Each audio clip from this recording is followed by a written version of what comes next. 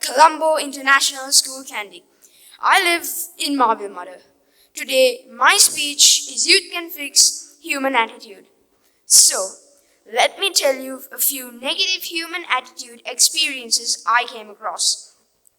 When I fell ill with dengue, I had to take a blood test. During the blood test, my mother got screamed at by a nurse because she asked a simple question.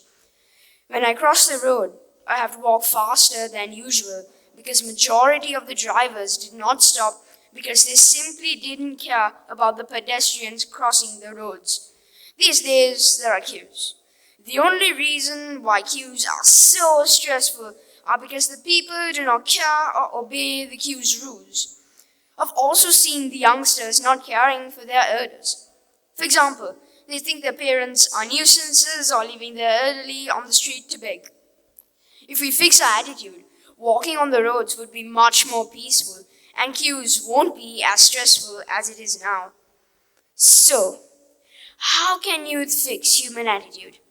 First and foremost, we should avoid doing such behaviors. Then we can start raising awareness to the youngsters because they're more energetic, enthusiastic, and have more social connections with the world than adults do. Not the people in their 30s, 40s, or 50s, and so on. Then we have a chain of generations fighting against these behaviors. Finally, we have a problem of our shoulders, or the world's shoulders. Another way we can combat this problem is to stop showing ignorance when we talk about this topic. Some people might say this is not a major problem, but this is the main cause of global warming.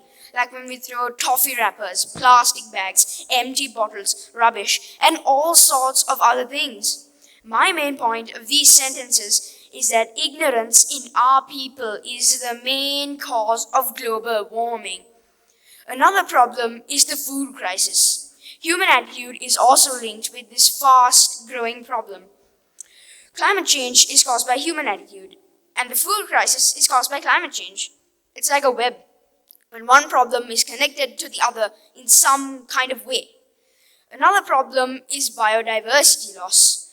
Biodiversity, for anyone who does not know, all sorts of life is called biodiversity. Biodiversity loss is when we lose those sorts of life.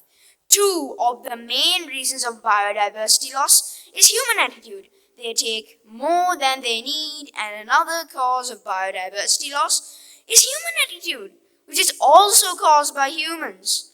Overfishing is also caused by humans. They just want more money, so they fish more, which means we lose more fish than the fish can reproduce.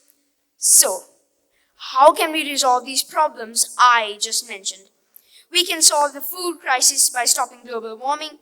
We can stop global warming by utilizing energy in a more efficient manner, which means we can do more work with less energy. For example, every house can have a self-sufficient solar energy unit and can make their rubbish into a source of fuel and fertilizer. We can solve biodiversity loss by trying to use the woods, forests, jungles conservatively. There are so many more problems in the world than the ones I just mentioned, and most is caused by human attitude. The only way to resolve those problems is to fix our own attitude.